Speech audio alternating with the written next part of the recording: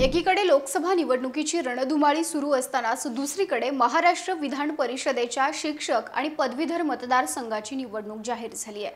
शिर्डीतील गणेश कारखाना निवडणुकीत विखे पाटलांना आव्हान देणारा युवा नेता अशी राज्यामध्ये ओळख निर्माण करणारे अर्थात कोपरगावच्या माजी आमदार आणि भाजप नेत्या स्नेहलता कोल्हे यांचे पुत्र विवेक कोल्हे विधान परिषद निवडणुकीच्या रिंगणात उतरले आहेत। ते भाजपात जरी असले तरी त्यांनी नाशिक विभाग शिक्षक मतदारसंघातून अपक्ष उमेदवारी अर्ज दाखल केलाय। त्यामुळे नाशिक विभाग शिक्षक मतदारसंघाची निवडणूक कशी रंगतदार ठरणार आहे हे आपण या व्हिडिओतून पाहू।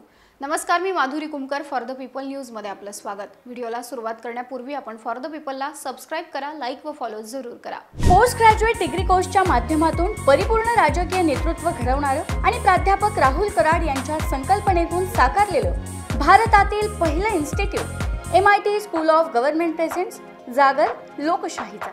लोकसभा निवडणूक संपताच नाशिक शिक्षक मतदारसंघाच्या निवडणुकीची रणधुमाळी सुरू झाली आहे। यात भाजपच्या माजी आमदार स्नेहलता कोल्हे यांचे चिरंजीव विवेक कोल्हे काय करतात याकडे सर्वांचं लक्ष लागलं होतं।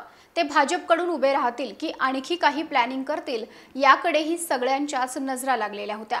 कारण महसूल मंत्री राधाकृष्ण विखे पाटील यांचे बंधू डॉक्टर राजेंद्र विखे पाटील यांनी देखील आमदारकीसाठी इच्छा व्यक्त केली होती। भाजपातून डॉक्टर राजेंद्र विखे पाटील आणि विवेक कोल्हे दोघांचीही नावं चर्चेत होती। पण विवेक कोल्हे यांनी पक्षाकडून उमेदवारी मिळेल याची वाट न बघता अपक्ष उमेदवारी अर्ज भरलेला आहे। त्यामुळे विवेक कोल्हे भाजपात असताना देखील अपक्ष फॉर्म भरून भाजपशी बंडखोरी केली अशी चर्चा रंगू लागली आहे। कोल्हे सत्यजित तांबे यांनी वापरलेला पॅटर्न वापरणार असंही बोललं जातंय। फेब्रुवारी 2023 मध्ये नाशिक पदवीधर मतदारसंघामध्ये अनेक नाट्यमय घडामोडी घडल्या होत्या। तांबे यांनी काँग्रेसमध्ये असताना ऐनवेळी अपक्ष उमेदवारी अर्ज भरला होता। उमेदवारी अर्ज दाखल केल्यानंतर त्यांनी अनेक पक्षांकडे जाऊन पाठिंबा मागणार असल्याचं सांगितलं होतं। दुसरीकडे काँग्रेस पक्षाशी बंडखोरी केल्याने त्यांचं निलंबन करण्यात आलं। त्यामुळे सत्यजित तांबे अपक्ष उमेदवार म्हणून रिंगणात उतरले आणि त्यांच्या विरोधामध्ये उभा राहिलेल्या शुभांगी पाटील यांचा त्यांनी पराभव केला होता। त्यावेळी त्यांना भाजपचा छुपा पाठिंबा मिळाल्याची चर्चा झाली होती। आता सत्यजित तांबे यांनी वापरलेल्या पॅटर्न प्रमाणे कोल्हे अपक्ष उभे राहत सर्वच पक्षांचा पाठिंबा घेणार का अशी ही चर्चा सुरू झालेली आहे। या सर्व घडामोडींवर विवेक कोल्हे यांनी म्हटलेलं आहे की मी काही बंडखोरी केलेली नाही। जिथं मला निवडणूक लढायची आहे तो मतदारसंघ शिक्षकांशी निगडित आहे। त्यामुळे इथं राजकीय दृष्टिकोनातून पाहताच येणार नाही। शिक्षकांचे प्रश्न सुटणे महत्त्वाचे असून सर्वच पक्षांनी एकत्रितपणे प्रयत्न करायला हवेत। पक्षविरहित उमेदवारी करावी असा शिक्षकांचा आग्रह असल्याने मी अपक्ष लढण्याचं ठरवलं आहे। तसेच अपक्ष उमेदवारी करतो त्यावेळी कुठल्याही पक्षाकडे पाठिंबा मागण्याचा प्रश्न येत नाही असं स्पष्टीकरण कोल्हेंनी दिलंय। सैन्य आणि क्रीडा क्षेत्रात करिअर करायचे? नेताजी सुभाषचंद्र बोस सैनिकी निवासी शाळा पुणे।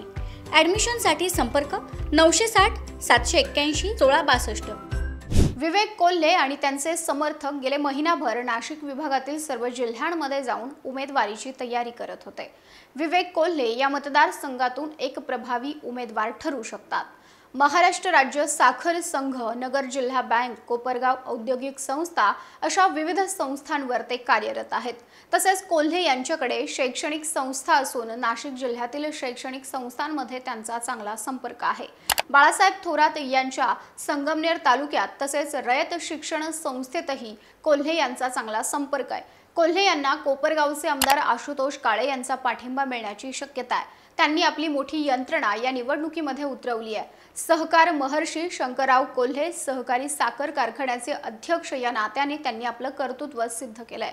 अडचणीतला गणेश कारखाना यशस्वीपणे चालवून दाखवलाय। कोल्हे हे अपक्ष मैदानात असले तरी इथं बहुरंगी लढत होण्याची चिन्ह आहेत। कारण इच्छुकांची भली मोठी रांग लागली आहे। या शिक्षक मतदारसंघामध्ये नाशिक विभागातील ग्रामीण व शहरी मिळून 55 आमदार व 5 खासदारांचं कार्यक्षेत्र आहे। तसंच 52 तालुक्यांनी हा मतदारसंघ व्यापलेला आहे। गेल्या निवडणुकीत किशोर दराडे यांनी शिवसेना पुरस्कृत उमेदवार म्हणून निवडणूक लढवली होती। त्यावेळी त्यांनी काँग्रेस राष्ट्रवादी आघाडीचे संदीप बेळसे यांचा 24,369 मतांनी पराभव केला होता। भाजपचे अनिकेत पाटील हे तिसऱ्या क्रमांकावर राहिले होते। सुमारे 53,000 मतदारांनी नोंदणी केली होती। त्यावेळी 92.30% मतदान झालं होतं। यावेळी अनेक जण इच्छुक असल्याने मतांचं विभाजन होईल। या मतदारसंघात 26 जून रोजी मतदान होणार आहे। विवेक कोल्हे यांच्या पदरात किती मतं पडतील हे 1 जुलैला स्पष्ट होईल। आता विवेक कोल्हे आपल्या यंत्रणेच्या जोरावर या निवडणुकीत किती यशस्वी होतात हे लवकरच स्पष्ट होईल।